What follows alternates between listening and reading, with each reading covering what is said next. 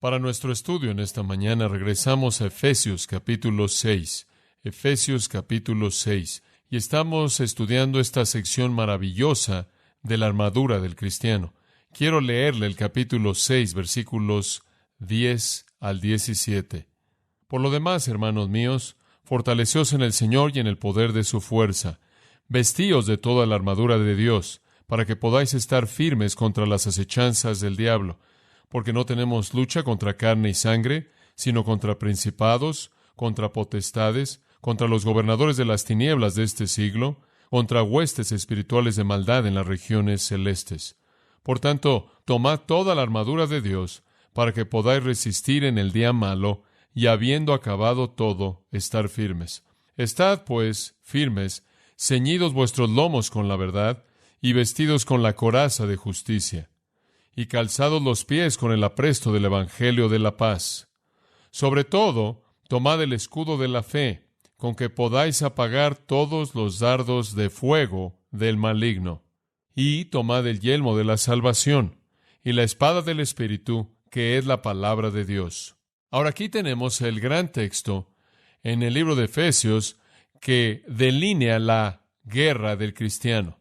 Y hemos aprendido mucho acerca del andar del cristiano. Comenzando en el capítulo 4, versículo 1, nos encontramos con el concepto del andar digno. ¿Y qué era lo que involucraba un andar digno? Bueno, involucraba andar en unidad, involucraba andar de una manera excepcional, por así decirlo. Debemos ser diferentes que los gentiles. Debe ser un andar amoroso. El capítulo 5 dice un andar en la luz, un andar sabio, un andar en el Espíritu Santo. Y finalmente, debe ser una guerra. Nuestra manera de vivir en este mundo será conflicto. Estamos en contra del enemigo. Pero como hemos estado viendo a partir de este pasaje, no hay razón por la que debamos temer eso. No hay razón por la que debamos estar tristes, por así decirlo, volvernos fatalistas, porque la victoria es nuestra. Y para expresar eso, me gustaría que viera Romanos capítulo 8, versículo 31, por tan solo un momento. Romanos 8:31. ¿Qué pues diremos a esto?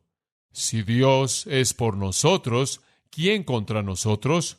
El que no escatimone a su propio Hijo, sino que lo entregó por todos nosotros, ¿cómo no nos dará con Él todas las cosas? En otras palabras, ¿quién nos puede derrotar? ¿Acaso Dios, quien nos dio a Cristo, no nos dará todo recurso necesario para ganar la batalla? ¿Quién acusará a los escogidos de Dios? ¿Dios el que justifica? En otras palabras, ¿quién va a oponerse a nosotros? Si Dios es la corte más elevada y Dios dice que somos justos, ¿quién nos va a acusar? Versículo 34. ¿Quién es el que nos condena? Cristo, quien murió, el que resucitó. En otras palabras, si Él resucitó para nuestra justificación, ¿nos va a condenar Él? El punto es que si Dios es la corte más elevada, si Cristo es el juez más grande, y nos han declarado como justos, ¿quién nos condenará? ¿Quién puede de manera posible acusarnos? La respuesta obviamente es ninguno, nadie. Versículo 35. ¿Quién nos separará del amor de Cristo? ¿Tribulación, aflicción, persecución, hambre, desnudez, peligro o espada? Como está escrito, por tu causa somos matados todo el día. Somos considerados como ovejas para el matadero. No, en todas estas cosas, ¿qué cosas? Tribulación, persecución, aflicción, hambre, desnudez, peligro, espada, matados todo el tiempo, considerados como ovejas para ser matadas. En todas estas cosas somos superconquistadores mediante el que nos amó. Por lo cual estoy persuadido de que ni la muerte, ni la vida, ni los ángeles, ni los principados, ni las potestades, ni lo presente, ni lo porvenir, ni lo alto, ni lo profundo, ni ninguna otra cosa creada nos podrá separar del amor de Dios que es en Cristo Jesús nuestro Señor. Somos hiperconquistadores, superconquistadores. El almirante Nelson envió palabra a Inglaterra de su triunfo en Trafalgar, y esto es lo que dijo: la victoria no es una palabra lo suficientemente fuerte para describir la escena. Es más que victoria, es super victoria. Eso es lo que Pablo quiso decir en 1 Corintios 15:57, cuando dijo: más gracias sean dadas a Dios, quien nos ha dado la victoria mediante nuestro Señor Jesucristo. Y en 2 Corintios 2:14, en donde dijo: gracias sean dadas a Dios, quien siempre nos hace triunfar en Cristo. Y lo que Juan quiso decir en 1 Juan 5:5, cuando dijo: ¿quién es el que vence al mundo sino el que cree que Jesús es el Hijo de Dios? Somos vencedores, estamos triunfando.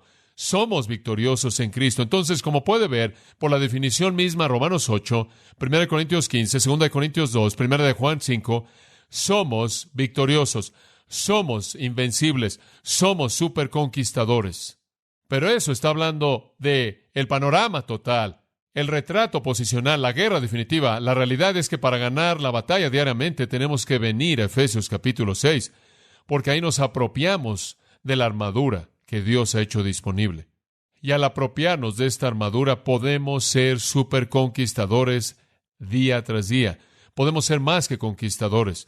Podemos ir más allá de tan solo ganar la batalla. Podemos llevar el botín. Podemos ir más allá de tan solo reclamar la victoria. Podemos heredar todas las posesiones de el enemigo derrotado. En 2 de Crónicas, capítulo 20, Josafat guía a Israel en una gran celebración de victoria. Y creo que sería apropiado para nuestros pensamientos como una ilustración. 2 de Crónicas 20:22. Israel viene a la batalla. Y de eso se habla en el versículo 22. Y cuando comenzaron a entonar cantos de alabanza, eso es interesante, Jehová puso contra los hijos de Amón, de Moab y del monte de Seir las emboscadas de ellos mismos que venían contra Judá. Y se mataron los unos a los otros, porque los hijos de Amón y de Moab se levantaron contra los del monte de Seir para matarlos y destruirlos, y cuando hubieron acabado con los del monte de Seir, cada cual ayudó a la destrucción de su compañero. ¿Saben lo que hizo el Señor? Simplemente dejó que todos los enemigos se mataran los unos a los otros, mientras que Israel estaba ahí y alababa a Dios. Ni siquiera dispararon algo. Y luego que vino Judá a la torre del desierto, miraron hacia la multitud, y aquí yacían ellos en tierra muertos, pues ninguno había escapado. Viniendo entonces Josafat y su pueblo a despojarlos, hallaron entre los cadáveres muchas riquezas, así vestidos como alhajas preciosas, que tomaron para sí tantos que no los podían llevar. 3 días estuvieron recogiendo el botín, porque era mucho, y al 4º día se juntaron en el valle de Beraca, porque allí bendijeron a Jehová, y por esto llamaron el nombre de aquel paraje el valle de Beraca hasta hoy. Y todo Judá y los de Jerusalén y Josafat a la cabeza de ellos volvieron para regresar a Jerusalén gozosos, porque Jehová les había dado gozo librándolos de sus enemigos. Y vinieron a Jerusalén con salterios, arpas y trompetas a la casa de Jehová. Y el pavor de Dios cayó sobre todos los reinos de aquella tierra cuando oyeron que Jehová había peleado contra los enemigos de Israel. Ahora, aquí hay un retrato de superconquista. Usted ni siquiera tiene que pelear la batalla para comenzar. Eso es sorprendente. En segundo lugar, cuando la batalla se acabó, todos en la fuerza enemiga están muertos. Y después todo el botín es tuyo para que lo puedas disfrutar. Y después regresaron a Jerusalén alabando y cantando a Dios. Y en últimas, el versículo 30 dice, Dios les dio paz por todas partes. Superconquista. Un enemigo totalmente aplastado, ni uno quedó. El botín fue recolectado de manera total. Y tomaron 3 días para poderlo recoger, regresando con gozo y nunca habiendo disparado nada, nunca se involucraron en una lucha, la victoria entera dada por el Señor. Ahora, eso es superconquista, y así es como es en la vida cristiana. Dios pelea todo, nos da la victoria y nos deja recolectar todo el botín y entrar en su presencia con gozo. Ese es un superconquistador. Esa es la manera en la que Dios espera que usted viva su vida día tras día, con ese tipo de vida victoriosa, con ese tipo de enfoque en la vida. Ahora, para experimentar esa realidad posicional en la vida práctica, usted debe aplicar la armadura del cristiano diariamente, y esa es la razón por la que estamos viendo Efesios 6, 10 al 17. ¿Cómo es que un cristiano echa mano de esto diariamente? ¿Cómo entramos en el gozo y el regocijo? ¿Cómo entramos en este tipo de experiencia como en ese entonces cuando Israel ganó la gran victoria? ¿Cómo conocemos el mismo gozo, la misma emoción, la misma bendición de que la batalla sea peleada por el Señor? ¿Cómo podemos estar enriquecidos por el botín ganado? Bueno, la clave está aquí. Regresemos entonces a Efesios 6 y descubrámoslo. Vemos aquí 6 partes de la armadura para el cristiano. Mientras que las tengamos puestas, conoceremos la victoria y el botín que viene para los superconquistadores. En primer lugar, en el versículo 14, habiendo ceñidos vuestros lomos con la verdad. A esto lo llamamos el cinto de la veracidad, y le hemos dicho que esto significa compromiso, significa estar listo, significa preparación. En otras palabras, si vamos a pelear contra Satanás, si vamos a estar en la guerra, tenemos que reconocer que tenemos un enemigo muy fuerte, muy poderoso, tenemos un enemigo real, y tenemos que estar listos. Tenemos que ceñir nuestros lomos, un símbolo de preparación. Lo vemos en muchas de las ilustraciones de la cultura hebrea en la historia, en donde ceñían sus lomos para moverse en un viaje, y entonces un soldado debe estar listo para la batalla, ciñendo sus lomos, preparándose para la batalla. En segundo lugar, versículo 14 nos habla de la coraza de la justicia. La coraza de la justicia es aquello que indica santidad personal, vida justa. Y cuando el pecado entra en nuestras vidas, confesamos y nos arrepentimos y nos volvemos de él. Y de esta manera mantenemos una coraza de justicia, cubriendo nuestras áreas vitales, cubriendo nuestro corazón y nuestras entrañas, como el hebreo lo veía, el corazón donde pensamos y las entrañas donde sentimos, de tal manera que nuestros pensamientos y sentimientos están protegidos por la santidad y la justicia. Entonces, como cristianos, estamos listos para pelear. Todo está listo. Estamos totalmente comprometidos al 100%. En segundo lugar, estamos viviendo una vida justa, santa. Lo tercero, y esto es lo que vimos la semana pasada, debemos tener puestos el calzado de la preparación del Evangelio de la paz. Nuestros pies deben estar cubiertos con el Evangelio de la paz. Le dije que los romanos tenían botas o semibotas, una especie de sandalias, que tenían una especie de metal que salía por la suela, una serie de clavos, y estaban ellos de pie, firmes. Y vemos que el calzado que nos hace estar firmes contra Satanás realmente está hecho del Evangelio de la paz. Esto es, las buenas noticias de que estamos en paz con Dios. Y Él está de nuestro lado y podemos estar de pie en sus recursos. Lo mismo que le permitió a Pedro tomar una espada y comenzar a pelear contra el ejército romano entero en el huerto, porque él sabía que Jesús estaba a su lado. Y si él se metía en problemas con una palabra, Jesús podía derribarlos a todos. Y entonces, como cristianos, estamos firmes con la confianza de que Dios está de nuestro lado. Ahora entonces, ¿cómo le ganamos al ejército de Satanás? ¿Cómo derrotamos a su hueste de demonios? ¿Cómo detenemos el antagonismo que nos ataca por parte del reino de las tinieblas? Lo hacemos mediante compromiso, lo hacemos mediante santidad y lo hacemos mediante la confianza en que el poder de Dios y el recurso de Dios son suficientes. Pero para esta mañana quiero que pasemos a la siguiente parte de la armadura y simplemente vamos a hablar de el escudo de la fe. Observe el versículo 16, el escudo de la fe. Sobre todo, tomad el escudo de la fe, con que podáis apagar todos los dardos de fuego del maligno. Ahora, sea lo que sea este escudo de la fe, es suficiente, porque apaga todos los dardos de fuego del maligno. Esa es una afirmación bastante amplia. Es suficiente para la totalidad de la necesidad. Ahora, hay varios tipos de escudos usados por diferentes partes del ejército en tiempos romanos, dependiendo de lo que estaba haciendo usted, en lo que estaba involucrado. Pero dos sobresalen. El primero es uno redondo, más bien pequeño, una especie de frisbee o disco grande, que estaba hecho en esa forma y era curvo en las orillas. Se amarraba con dos tiras normalmente al antebrazo, al brazo izquierdo del soldado. Debía ser muy ligero para que pudiera ser cargado cuando un soldado era un soldado que se movía a pie, y lo usaban para poder detener los golpes en el combate mano a mano. En la mano derecha había una espada, y según el versículo 17, la espada es una macaira, la cual es una palabra griega que significa daga, es una espada corta. Y se metían en un combate mano a mano. En una mano estaba esta pequeña espada con la que estaban peleando, y en la otra estaban cargando para poder detener los ataques del adversario con este escudo. Esa no es la palabra que se usa aquí. La palabra usada aquí es turion, y se refiere a un escudo totalmente diferente. Turion es un escudo que era de 80 centímetros de ancho por 1,40 metros de alto. Era un pedazo de madera grande, ancho, estaba cubierto por la parte de afuera con metal y algunas veces inclusive con piel, muy grueso, de tal manera que cuando las flechas eran disparadas, las flechas con fuego, le pegaban ese metal y caían, o entraban a la piel, y la piel tenía aceite y estaba tratada de tal manera que apagaban la flecha con fuego. Pero era un pedazo de madera enorme realmente, de 80 centímetros por 1,40 metros, y si usted recordará, en esa época la gente era mucho más baja de estatura de lo que es en la actualidad, inclusive en la época de la historia de Inglaterra y Escocia, y estuvimos allá hace poco tiempo atrás viendo algunas armaduras. Y si usted ha ido a la Torre de Londres, usted ve lo mismo. Usted ve la armadura que usaban y se pregunta cómo se podían haber metido en eso. Los únicos que podrían haber entrado en eso eran sus hijos de preparatorio o secundaria, eran tan pequeños. Eran personas muy bajas de estatura. Y un escudo de 1,40 por 80 le habría dado protección total. Usted simplemente lo fija en el suelo y se coloca detrás de él. Para eso era usado. Era diseñado para proveer protección total. Ahora, cuando el ejército romano peleaba, normalmente esta era la estrategia de batalla que seguían si era una batalla importante.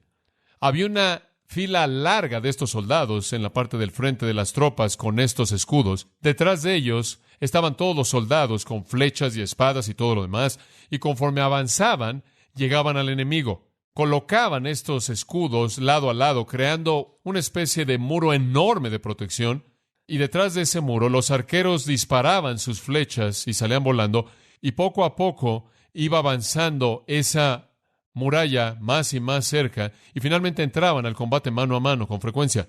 Pero eso era lo que pasaba. Y los hombros que estaban en la parte del frente proveían el muro, realmente esa era la línea frontal del ejército, y protegían a esos soldados contra las flechas que disparaban. Y claro, una vez que llegaba toda esa ola de flechas, esos eran los hombres que tenían la mayor protección. Ahora, eso también es el caso, inclusive con las tropas que estaban atrás. Habían algunos que también llevaban estos escudos para protegerse a sí mismos. Pero puede imaginarse, si usted no tenía un escudo como ese, de pronto llegaba una ola, una lluvia de flechas que venían detrás de la fila del enemigo y no era posible que usted pudiera repelerlas. Pero usted podía colocarse detrás de su escudo y ser protegido. Entonces, esta es una protección doble. Una protección doble. Ahora, escúcheme. Notará que comienza en el versículo 16 con las palabras sobre todo. No significa que es lo más importante. Ese no es el énfasis. No está hablando del asunto de importancia. Ese no es un punto con el que se trata en esta sección de la armadura del cristiano. De hecho, le dije antes que no hay nada aquí que se dice acerca de lo que es más importante. Todas son esenciales, inclusive hay un solapamiento. Pero él está diciendo, encima de todo lo demás, tiene su cinto, tiene su coraza, tiene su calzado. Ahora, además de eso, encima de eso, y por cierto, encima de eso, no se refiere solo al escudo, sino a las últimas tres partes de la armadura. Sobre todo, dice, tomando el escudo de la fe, y después en el versículo 17, y tomad el yelmo de la salvación y la espada del Espíritu. Ahora observe, y le voy a mostrar un pensamiento muy importante. El sobre todo introduce los tres elementos que quedan. E inclusive hay una distinción en los verbos para mostrar que hay una diferencia. Usted tiene en el versículo 14 como el verbo teniendo sus lomos, teniendo sus pies, teniendo la coraza. Y la idea del verbo en el griego es que esto es algo que es permanente. Esto es lo que usted trae puesto. Esto es algo permanente, una preparación a largo plazo. Por ejemplo, estaban allí en la batalla, un soldado iba y descansaba, pero no se quitaba su coraza, no se quitaba su cinto ni su calzado. Eso simplemente está siempre ahí. Lo tenían puesto todo el tiempo. Pero cuando la batalla arreciaba, el versículo 16 indica que él tomaba su escudo, versículo 17, tomaba su yelmo, su casco y su espada. Entonces, los primeros tres elementos son para preparación a largo plazo. Los últimos tres son para preparación inmediata. Esto realmente es lo que debe usted tomar cuando arrecia la batalla. Ahora, claro, si usted está comprometido, usted trae el cinto puesto y tiene santidad absoluta en su vida, y su coraza está puesta y usted tiene confianza en el poder de Dios, usted está de pie con sus pies calzados con la preparación del Evangelio de la paz. Eso parecerá ser suficiente y realmente lo es. Nada más que el resto, en cierta manera, es una especie de protección doble y es útil para cuando la batalla realmente enardece, cuando se vuelve más intensa. Ahora, el resto, usted lo trae puesto todo el tiempo y un creyente no debe tener que volverse a comprometer. Me acuerdo conforme crecía y tantas veces asistía a conferencias y decían, vamos a tener una rededicación, queremos que todos redediquen su vida. Fui a una escuela en donde solían hacer eso todo el tiempo. Teníamos reuniones mes tras mes tras mes. Alguien venía y le hablaba a los alumnos cristianos y llamaba para un recompromiso y rededicación y una reconsagración, y las mismas personas atravesaban por lo mismo siempre y siempre haciéndolo. Bueno, el punto es que simplemente regresaban a los tres puntos básicos. Regresaban al compromiso, a la justicia y a la confianza en el poder de Dios, lo cual es algo que debieron haber tenido con ellos todo el tiempo. ¿Se da cuenta? Pero cuando las flechas comienzan a volar en una fuerza masiva, entonces debe tener el escudo de la fe. Entonces se coloca el casco de la salvación y entonces toma la espada del Espíritu. Es algo así como ver a un jugador de béisbol que se sienta ahí en la banca y cuando se va a sentar a la banca no se quita el uniforme. Continúa con el uniforme puesto. Sigue con las protecciones puestas. Probablemente también tiene las rodilleras puestas. Él también trae puestos sus tacos, sus tenis especiales. Pero cuando llega el momento de batear, él se pone el casco y él toma el bat. ¿Por qué? Porque él ha estado preparado. Pero ahora toma sus armas de esta guerra para la batalla. Lo ve sucediendo en un juego de fútbol americano. El jugador se sienta ahí en la banca, se quita el casco y demás, y cuando entra al juego se lo vuelve a poner y se lo quita, y esa es esencialmente la distinción que el apóstol está mostrando aquí. Hay algunos elementos a largo plazo de preparación. Y algunos para estar listos de manera inmediata conforme la batalla se vuelve más intensa. Y entonces, encima de los primeros tres, los cuales están amarrados, en cierta manera, están en su lugar, son inamovibles, vienen estos tres, los cuales son tomados por la mano para el momento inmediato de la batalla. Y eso es algo maravilloso. Amados, pensar en esto. ¿Sabe una cosa? Dios está ocupado en proteger doblemente a sus hijos. Habría sido suficiente tener confianza en el poder de Dios con el calzado apropiado. Habría sido suficiente tener la coraza de justicia. Habría sido lo suficiente el tener el cinto del compromiso. Habría sido suficiente el tener la coraza de justicia. Suficiente tener el cinto del compromiso. Pero Dios nos da una protección doble, lo cual es tan maravilloso y es como Él. Estaba pensando en Juan 10, en donde dice que nuestras vidas están en la mano de Cristo. Somos sus ovejas y Él nos ha colocado en la mano del Padre y nadie nos puede sacar de ahí. Entonces usted tiene a Dios y a Cristo, ambos, aferrándose al creyente, ambos asegurando al creyente, escondiéndonos juntos. Y entonces este sentido doble de protección no es raro en la manera de pensar de Dios. Y así también el soldado cristiano tiene una protección doble del enemigo. Cuando la batalla se vuelve más intensa y las flechas comienzan a volar, Él toma el escudo de la fe. Ahora, ¿para qué es? Versículo 16. Con que podáis apagar todos los dardos de fuego del maligno. Entonces, le digo una cosa, sea lo que sea, va a cumplir con lo que tiene que hacer, ¿verdad? Sea lo que sea, el escudo de la fe es suficiente. Usted inclusive podrá decir que es la única parte de la armadura que usted necesita. Así de amplio es, pero es una protección doble. Todos los dardos de fuego son apagados. Ahora, ¿de dónde vienen? Al final del versículo 16 usted ve el maligno, en algunas versiones. El griego es el maligno, quien es Satanás. El maligno, literalmente, poneros significa el malo, el vil, el miserable. Satanás está disparando y usando a sus demonios para disparar todos estos dardos de fuego y estamos apagándolos con el escudo de la fe. Ahora quiero que note ese término, el maligno o el malo. Nos recuerda que esta batalla no es contra una filosofía, es contra un ser personal. Ayer en el periódico LA Times había un artículo escrito por John Dart evaluando un nuevo libro escrito por un hombre llamado Jewett, quien está diciendo que todas esas personas que están hablando de la venida de Jesucristo realmente están representando de manera equivocada la Biblia y representando de manera equivocada la verdad. Él ha escrito un libro para atacar todo eso, y una de las cosas que él dice en el libro es que realmente no hay un diablo real. Eso no es verdad. ¿Por qué? Lo tenemos aquí, el maligno, en el versículo 11. El diablo es mencionado. No hay duda acerca de esto. Él es la fuente. No estamos peleando contra algo abstracto, impersonal. Cuando los jóvenes salen, como los nuestros anoche en un retiro de Platón, un lugar de inmoralidad vil, no están peleando contra una filosofía, están peleando contra un ser. Cuando usted y yo escribimos cartas para detener los derechos de los homosexuales, cuando escribimos cartas para detener el aborto, no estamos peleando contra algún tipo de abstracción filosófica impersonal.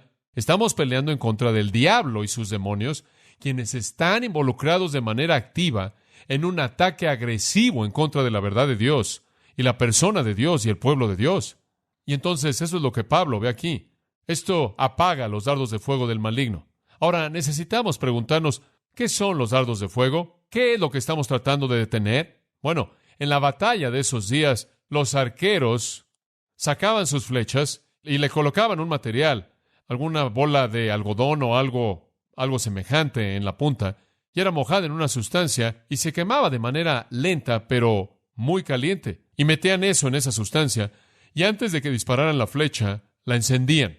Y cuando llegaba a su blanco, salpicaba esta sustancia y prendía con pequeños incendios la ropa del soldado o en donde había caído y lo quemaba, quizás o fuera lo que fuera el objetivo que tenían en mente, si estaba hecho de madera. Y entonces esto es lo que estaba en la mente de Pablo. Y al tener este escudo cubierto de metal o de la piel que extinguía estos dardos, podía haber protección. Ahora, ¿qué son los dardos de fuego de Satanás? Bueno, es simple, ¿no es cierto? Son tentaciones seductoras, engañosas, eso es todo. Él simplemente se está refiriendo a tentación. Satanás dispara flechas de impureza, flechas de egoísmo, duda, temor, desánimo, lujuria, avaricia, vanidad. Todo se reduce a los deseos de la carne, los deseos de los ojos y la vanagloria de la vida. Él literalmente bombardea al creyente con las flechas, los dardos de fuego de la tentación engañosa para motivar en nosotros respuestas malas que no agradan a Cristo, que son impías. Y la única defensa que tenemos en este punto, Pablo dice, es el escudo de la fe. Porque algunas veces simplemente llueve tentación. Vivimos en un mundo en donde realmente así es, realmente a todo nuestro alrededor, y debemos tener el escudo de la fe. Ahora, ¿qué quiere decir con el escudo de la fe? Entendemos el retrato romano, tenemos el retrato del ejército y las flechas que están volando por todos lados. ¿Por qué la fe es un escudo contra la tentación? ¿Cómo es que la fe apaga las flechas? ¿Cómo es que la fe asegura la victoria? Bueno, en primer lugar, permítame decir que el término fe se refiere a creer en Dios. Y esa es la médula, el meollo de la fe cristiana.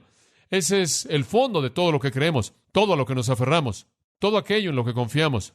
El todo del cristianismo es un acto de creer que Dios es y que Él es galardonador de los que le buscan. Creer que Él escribió la Biblia, creer que Cristo es Dios, creer que Él murió, creer que Él resucitó, creer que Él va a regresar, creer que por creer podemos entrar en su reino. Todo.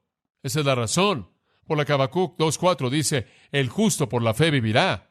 Romanos 1:17 dice, el justo por la fe vivirá. Gálatas 3:11, el justo por la fe vivirá. Hebreos 10, el justo por la fe vivirá. Ahora, cuando Dios dice algo tantas veces, usted entiende el mensaje. El justo por la fe vivirá. La fe es nuestra vida. Es cuestión de creer en Dios. Ahora, toda persona vive por algo. Toda persona tiene fe en algo. Se mete en su auto y tiene fe en que lo va a llevar a donde usted quiere ir sin que explote. Muchas personas se suben en un avión de American Airlines con fe de que van a terminar en Los Ángeles. Una dama dijo, tengo que llegar a Los Ángeles, tengo que llegar a Los Ángeles, tengo que llegar a Los Ángeles. Un hombre le dio su asiento. Ella tenía toda la fe en el mundo. No solo estamos hablando de eso, como el hombre en el anuncio de la revista, tenían esta máquina enorme que movía tierra, eso enorme, y el hombre está ahí con sus brazos cruzados así y dice, lo llamo fe, porque ella puede mover montañas. Bueno, usted puede tener fe en esa máquina, usted puede tener fe en un avión. Siempre me acuerdo leer en el Reader's Digest acerca de la gente que tomó el agua en la ciudad de Kansas. Les llegaba por medio de algún tipo de sistema de tubería que salía de un tanque enorme de reserva. Y lo que fue fascinante en todo esto es que vaciaron el tanque de reserva y después construyeron otro sistema y encontraron todo tipo de animales muertos en el fondo del tanque de reserva y a todo el mundo le dio disentería retroactiva. Una cosa es vivir por fe, pero más vale que su fe esté en lo correcto. Oliver Wendell Holmes, con el pecho en alto, dijo un día, y todo el mundo pensó que fue una gran afirmación, él dijo, es fe en algo que hace que la vida valga la pena vivir. ¿Fe en algo? ¿No es fe en algo? Un pequeño niño que jugaba en las ligas menores le dijo a su mamá y le dijo, mamá, creo que vamos a perder el juego de hoy. Ella dijo, no, hijo, piensa de manera positiva. Muy bien, yo estoy seguro de que vamos a perder el juego hoy. La fe tiene que ser algo en lo que vale la pena creer. ¿Qué es fe? Fe es creer en Dios. Ahora, escuche esto, creer en Dios. Y todo dardo de fuego que Satanás jamás disparó fue una mentira, ¿verdad? Y si usted la creyó y si yo lo creí, le creímos a él y no a Dios. Cuando el gran misionero John Payton estaba traduciendo las Escrituras para la gente de las islas del Mar del Sur, encontró que no había una palabra en su vocabulario para creer. No había una palabra en su vocabulario para confiar o tener fe. Él no tenía idea alguna de cómo podría expresársela a ellos debido a que no tenían palabra para expresarlo. Un día, conforme él estaba traduciendo en su pequeña choza, una persona del lugar entró corriendo, llegó corriendo rápidamente y entró corriendo por las escaleras y entró corriendo al estudio de Payton y Payton estaba en una silla y él le dijo a John Payton, me da tanto gusto descansar mi peso entero en esta silla. Y John Payton dijo, tenía mi palabra, la fe es descansar su peso entero en Dios. Eso se volvió la palabra que entró en la traducción de su Nuevo Testamento, que llevó a esa civilización entera de personas a Cristo. Creer es colocar su peso entero en Dios. Es decir, si Dios lo dijo, es verdad y lo voy a creer. Ahora, ¿cómo es que esto opera en la tentación? Permítame mostrárselo. Dios llega al huerto del Edén, crea un ambiente perfecto, crea un hombre y una mujer perfectos, perfectos en el sentido de que no tenían pecado, no en el sentido de una perfección que habían alcanzado, sin ser probados. Y ahí están, y ahora aquí él viene, Satanás, disfrazado como serpiente. ¿Y qué es lo que él dice? Con que Dios ha dicho, y después él dice, ¿sabes una cosa? Dios no quiere que conozcas el bien y el mal, porque serás como a Él. Y a Él no le gusta la competencia. No puedes confiar en Dios porque tiene motivos que no te quiere revelar. No siempre puedes creer exactamente en lo que Él cree. Satanás estaba tentándolos a dudar en Dios y creerlo. Eva fue una necia, ella le creyó al diablo y usted sabe lo que pasó. Toda tentación que jamás llegó a su vida llegó con la frase, créeme a mí, no a Dios. Bueno, usted llega al Nuevo Testamento, el gran pasaje de la tentación está en Mateo 4, Lucas 4, la tentación de Jesucristo. Cristo ha estado ayunando durante 40 días y 40 noches, fue llevado al desierto por el Espíritu de Dios conforme Dios lo preparó para su ministerio. Al final de ese tiempo, Satanás se acerca para tentarlo. ¿Y cómo es que lo tienta él? Él lo tienta a no creer a Dios, lo mismo. No le creas a Dios, créeme a mí. Y este es el enfoque, toma esas piedras y conviértelas en pan. Ahora, no hay nada de malo con hacer eso. Si usted es el Hijo de Dios, usted puede hacer que las piedras se conviertan en pan. No es algo moral. Algunas personas dicen que el pecado estuvo en comer el pan. No es pecado comer pan. Si es verdad, entonces todos somos pecadores. La mayoría de ustedes lo comieron para desayunar. Ese no es el punto. No hay pecado alguno en comer pan. Y no hay pecado en hacer un milagro si usted resulta ser Dios. Aquí está el enfoque. Satanás le estaba diciendo, oye, ¿cuál es el problema? 40 días en el desierto sin nada de qué comer. 40 días aquí afuera en esta devastación olvidada por Dios. 40 días aquí afuera. ¿Qué es lo que Dios ha hecho? ¿Te ha abandonado? ¿Por qué? Dios dijo que cuidaría de ti. Dios dijo que te sustentaría. Dios dijo que proveería para tu necesidad. Y tú eres el Hijo de Dios. ¿Qué está pasando? Disfruta de algo de satisfacción. No puedes esperar a Dios. Él te ha olvidado. Como puede ver, fue una tentación para desconfiar de Dios. Una tentación para no creerle a Dios. Una tentación para tomar las cosas en sus propias manos. Y después Satanás le dijo, mira, ¿acaso Dios no prometió hacerte el Mesías? ¿Acaso Dios no prometió que toda rodilla se postraría ante ti? ¿Acaso Dios no prometió que tú serás el rey y todas estas cosas? ¿Acaso Dios no te prometió adoración, besada al Hijo y todas esas cosas? ¿Dónde está? Mira, ¿dónde estás? Aquí afuera, ven conmigo. Y vamos a ir al templo. Y te vas a aventar y van a decir, wow, este es el Mesías. Vas a encontrar todas las cosas que has estado buscando. Y por cierto, ¿acaso Dios no te dijo que Él te daría todos los reinos del mundo? No estás muy bien, no tienes ninguno de ellos. Ven conmigo y yo te los voy a dar a ti. En otras palabras, no le creas a Dios. Él no guarda su palabra. Él no te dio todo. Él no te dijo la verdad. Créeme a mí, hazlo a mi manera. Y así es como toda tentación viene a todo creyente cada vez que le enfrenta. Satanás viene y dice, oh sí, yo sé que la Biblia dice que no debes tener relaciones sexuales con alguien afuera del matrimonio, pero es divertido.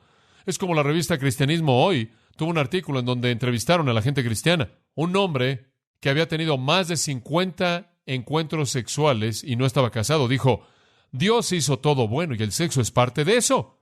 ¿A quién le está creyendo? Él no le está creyendo a Dios. Él está creyendo la mentira de Satanás. Cada vez que usted peca, usted ha creído la mentira de Satanás cada vez que peca. Algunas personas dicen, bueno, yo sé que la Biblia dice que solo debo casarme con un cristiano y él no es cristiano, pero tenemos esta relación tan maravillosa. El Señor va a hacer que todo funcione. Todos estamos orando por él. Y sabe una cosa, después de todo el Señor es un Dios de gracia. ¿Y sabe usted lo que ha hecho? Dios dice, no lo hagas. Satanás dice, hazlo, hazlo, hazlo. ¿A quién le creyó usted? A Satanás. A Satanás. Dios dice, no leas eso, no leas esa corrupción enfrente de ti, no leas esa revista sucia, no vayas a ver esa película sucia, no hagas trampa en tus impuestos, no hagas eso en la oficina que está mal, no deduzcas algo que realmente no tienes en tus gastos, no hagas eso. Satanás dice, hazlo, hazlo, vas a tener un poco más de dinero, vas a tener un poco más de emoción. ¿A quién le cree usted cuando peca? Usted le cree al diablo. Es el fondo. Es tan simple. Cuando usted peca, usted le cree a Satanás. Cuando usted obedece, le cree a Dios. Ese es el fondo. Y el escudo es la protección doble. Yo le creeré a Dios, dijo Cristo. Vete, Satanás. Dios me va a alimentar cuando esté listo. Y Dios me va a ungir como Mesías cuando Él esté listo. Y Dios me va a dar los reinos del mundo cuando Él esté listo. En sus términos, no te voy a creer a ti. 1 de Juan 5:10 dice, si dudas de Dios, haces de Dios un ¿qué? Un mentiroso. ¿Es Dios un mentiroso? Titos 1:2. Dios que no puede mentir. Dios no está mintiendo. Sin embargo, cada vez que usted peca, usted es lo suficientemente torpe como para creerle a Satanás, y yo también, y hemos sido engañados otra vez. Oh, yo sé que debo darle esto al Señor, esto es lo que debo dar al Señor, pero hombre, quiero comprar esto, y quiero hacer esto, y quiero ahorrar para esto, y entonces hacemos lo que pensamos que vamos a ganar al hacerlo, estamos haciéndolo, y en cierta manera hacemos a Dios a un lado, lo metemos, lo colocamos en una esquina, todo va a funcionar, todo va a salir bien, usted sabe, y lo que hemos hecho es perder la oportunidad de creer en Dios. ¿Se da cuenta? Simplemente nos engañamos a nosotros mismos. Dios está ahí con sus manos abiertas y Él dice, si tú me pides pan, yo te voy a dar una piedra. No, quiero abrir las ventanas del cielo y derramar bendición tanta que no puedas contenerla. Quiero devolvértelo apretado, remecido. Quiero bendecirte con toda bendición espiritual en los lugares celestiales. Quiero hacer mucho más abundante de lo que puedes creer o pensar. Quiero darte toda buena dádiva y todo don perfecto que desciende de lo alto del Padre de las luces, en quien no hay mudanza ni sombra de variación. Quiero descargar toda esta sustancia del cielo en ti mientras que vivas. Sí quiero. ¿Y me vas a creer y me vas a obedecer para que pueda hacerlo? Satanás viene y dice, hazlo a mi manera, y te va a gustar. Va a ser divertido, te va a satisfacer, vas a tener... Es una mentira, él es un mentiroso. Juan 8:44, el padre de mentira. Y él siempre viene con una intención de mentira. Cuando usted peca, usted está diciendo, realmente no creo que Dios sabe lo que es mejor. Satanás sabe lo que es mejor. ¿Usted cree eso? No. Decimos, mi Dios suplirá todo lo que os falta conforme a sus riquezas en gloria en Cristo Jesús. Y todos decimos, amén, hermano, predíquelo. Él suplirá todas tus necesidades según sus riquezas en gloria en Cristo Jesús. No hay duda al respecto. Y después perdemos el trabajo. Oh, Dios, ¿qué estás haciéndome? Oh, ¿se da cuenta? Desesperación. El Señor nos ha dejado, ¿ve? Sí sabemos que la Biblia dice, nunca he visto al pueblo de Dios pidiendo pan. Oh, sí, busca primeramente el reino de Dios y su justicia, y todas estas cosas serán añadidas. Y andamos por la vida buscando todas las cosas que deben ser añadidas y perdiéndonos el reino de Dios. Como puede ver, no puede andar simplemente por todos lados diciendo, creo en Dios, tengo fe en Dios, el justo por la fe vivirá, y después hace lo que quiere. Proverbios 8:34 dice, bienaventurado el hombre que oye mi palabra y la guarda. ¿Quiere ser feliz? Obedezca. Jeremías 15:16, Jeremías estaba viviendo en medio de una sociedad en donde nadie escuchaba a Dios, absolutamente nadie. Y sin embargo él dijo, fueron halladas tus palabras y yo las comí, tu palabra me fue por gozo y por alegría en mi corazón. Salmo 119, desde el principio al fin, dice cuán maravilloso es obedecer la palabra de Dios. Apocalipsis 1:3 dice, bienaventurado es el hombre que lee esto y lo guarda. 1 Juan 1:4, estas cosas os he escrito para que vuestro gozo sea cumplido. Si usted quiere gozo y bendición abundantes, obedezca la palabra. Si quiere que su corazón arda como ardió en aquellos que andaban en el camino de Maús, entonces deje que la palabra eche raíces en su vida. Satanás viene y dice, no creas en Dios, diviértete. No creas en Dios, haz lo que pienses que es correcto. Y cada vez que usted peca, usted cree al diablo. Es bastante torpe, ¿no es cierto? Pero seguimos haciéndolo. Y sabe una cosa, lo odio tanto que no quiero pecar, porque ni siquiera quiero darle tanta satisfacción a él, mucho menos perder la bendición de Dios. Entonces la única manera de apagar los dardos de fuego de Satanás es creer en Dios. La Biblia dice, Abraham creyó en Dios y le fue contado por justicia. ¿A quién le cree usted? Abraham le creyó a Dios. ¿A quién le cree usted? ¿Le cree a Dios? 2 Corintios 1:24 dice, por la fe estáis firmes. Es correcto. Es el escudo que nos hace estar firmes. Fe en Dios. Fe en Dios. Crea a Dios y estará firme. Proverbios 35. Es una gran afirmación. Toda palabra de Dios es limpia. Él es escudo a los que en Él esperan o confían en Él. No añadas a sus palabras para que no te reprenda y seas hallado mentiroso. En otras palabras, lo que Dios dijo es verdad. Si lo crees y lo obedeces, será un escudo. Si lo alteras, vas a sufrir. ¿Se da cuenta? Satanás viene y dice, bueno, yo sé que Dios dijo eso, pero permíteme añadir esto. No. Él es escudo a los que en Él esperan. Y después en el Salmo 12, versículo 6, usted tiene una palabra parecida. Las palabras de Jehová son puras, como plata probada en horno de fuego, purificada 7 veces. En el Salmo 18, versículo 30, encontramos esto. En cuanto a Dios, su camino es perfecto. Probad es la palabra de Jehová. Él es escudo a los que en Él esperan. Mientras que usted cree en Dios, su escudo está levantado. Espero que usted entienda esto. Es así de simple. Satanás miente, usted cree su mentira y el escudo se baja. Y usted baja el escudo. Usted lo entiende. Confíe en Dios en todo. 1 Juan 5:4. Esta es la victoria que venció al mundo, nuestra fe. Es correcto. Ganamos cuando le creemos a Dios. Ganamos cuando confiamos en Dios. Usted puede enfrentar dudas y ansiedades y temores y preocupaciones y problemas y luchas y tribulaciones y aflicción y persecución. Mientras que usted cree en Dios, conforme usted crea en su provisión, usted cree en su palabra, usted cree en su poder, usted cree en su promesa. Eso no tiene que ser un punto de pérdida, puede ser un punto de fortaleza, un punto de ganancia. En 1 Pedro 5, 8 y 9, un versículo al que nos hemos referido muchas veces en este estudio, Pedro dice, sed sobrios y velad, porque vuestro adversario, el diablo, como león rugiente, anda alrededor buscando a quien devorar. Ahora escuche esto. Al cual resistid firmes en la fe. Firmes en la fe. Usted resiste al diablo al creerle a Dios. Entonces, permítame resumirlo. El escudo de la fe es la aplicación constante de lo que creemos acerca de Dios en todo asunto de la vida. Ahora, si usted no confía en Él, entonces usted no lo conoce lo suficiente, ¿verdad? Porque si usted realmente lo conociera, confiaría en Él. Entre más conoce usted a Dios, más profundo entra al corazón de Dios, más conoce su verdad, la palabra de Dios, más meditará en su persona y en sus oraciones y tiempos de meditación, más conocerá a Dios, mayor será su confianza en Dios, y entre mayor sea su confianza en Dios, será menos probable que usted no le crea. Entonces todo se remonta, como todo en la vida cristiana, a su relación con Dios. Está ahí, está en la profundidad, en el corazón. Si usted ama a Dios con todo su corazón, alma, mente y fuerzas, si usted cree que Dios es quien dice ser, si usted cree que todas las promesas que Él le ha dado son realmente verdad, entonces usted no va a pecar, porque usted va a estar firme en el lugar de la mayor bendición. Toda persona quiere ser bendecida, toda persona quiere lo mejor. Dios dice, te lo voy a dar si lo haces a mi manera. Si lo hace usted a la manera de Satanás, usted acaba de no creer en Dios. Pero entre más lo conoce usted, más confiará en Él, más le creerá. Génesis 15:1, Dios dijo, no temas, Abraham, yo soy tu escudo. ¿No es eso maravilloso? Yo soy tu escudo. Salmo 46, Dios es nuestro refugio y nuestra fortaleza, nuestro pronto auxilio en las tribulaciones. Proverbios dice, torre fuerte es el nombre de Jehová, a Él correrá el justo y será levantado. Salmo 84 dice, Jehová Dios es un escudo. Él está de su lado y Él quiere bendecirlo. Y Él quiere darle victoria sobre Satanás, pero tiene que creerle y hacerlo a su manera. Guarde su palabra y obedézcala. Entonces, estamos listos para la batalla. El cinto del compromiso, la coraza de la justicia, el calzado de la confianza de que Dios está de nuestro lado. Y después, cuando la batalla comienza, tomamos el escudo, lo levantamos y apagamos los dardos de fuego de la tentación al confiar en Dios de manera implícita. Amados, no hay razón para perder la batalla, en absoluto, porque en últimas la guerra es nuestra. Romanos 8, somos más que vencedores.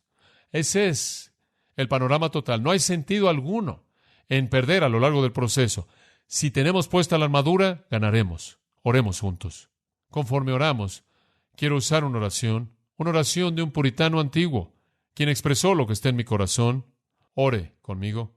Oh Dios, te bendigo porque el asunto de la batalla es entre tú y Satanás y nunca ha sido incierto, y al final terminará en victoria. Te doy gracias porque el Calvario rompió la cabeza del dragón y lucho contra un enemigo derrotado, quien con toda su sutileza y fortaleza ya ha sido vencido. Cuando sienta la serpiente en mi talón, que recuerde aquel cuyo talón fue herido, pero quien cuando fue herido rompió la cabeza del diablo. Mi alma con gozo interno exalta al conquistador poderoso. Cúrame, oh Dios, de cualquier herida recibida en el gran conflicto. Si he recogido inmundicia, si mi fe ha sufrido daño, si mi esperanza es menos que brillante, si mi amor no es ardiente, si alguna comodidad terrenal ocupa mi corazón, si mi alma se hunde bajo la presión de la pelea, oh tú, cuya toda promesa es bálsamo, cuyo todo toque es vida, acerca a ti al guerrero cansado. Refréscame, oh Señor, para que pueda volverme a levantar, a luchar en la batalla, y nunca cansarme hasta que mi enemigo sea aplastado. Dame tal comunión contigo que pueda derrotar a Satanás, a la incredulidad, a la carne, al mundo, con el deleite que viene no de una criatura, y aquello que una criatura no puede manchar. Oh Señor, dame una bebida de la fuente eterna que yace en tu amor eterno inmutable.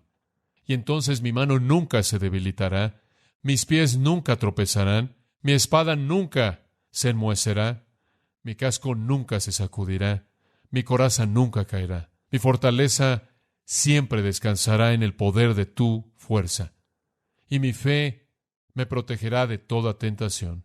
Padre, a esa oración quiero añadir esto. Si hay alguien que está con nosotros en esta mañana que nunca se ha unido al ejército, ni siquiera conoce al Señor Jesucristo, oh Dios, que este sea el día en el que abren sus corazones a Cristo. Y para aquellos que son cristianos, Señor, que tienen necesidades tan profundas, que tienen hambre por conocer la victoria, que este sea el día en el que se ponen la armadura, para que conozcan esa victoria que tú le has concedido a todos tus superconquistadores, tus supervencedores, mediante el Cristo resucitado. En el nombre de Jesús oramos. Amén. Amén. Amén. Amén. Amén. Amén. Amén. Amén.